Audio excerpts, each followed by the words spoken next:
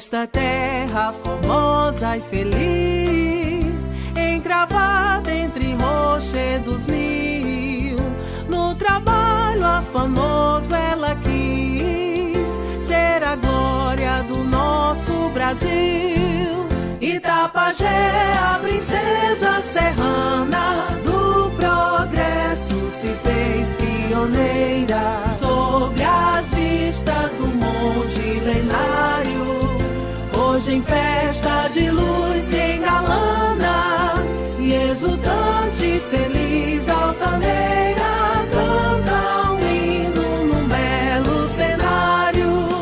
Recostada na serra bendita, qual vigia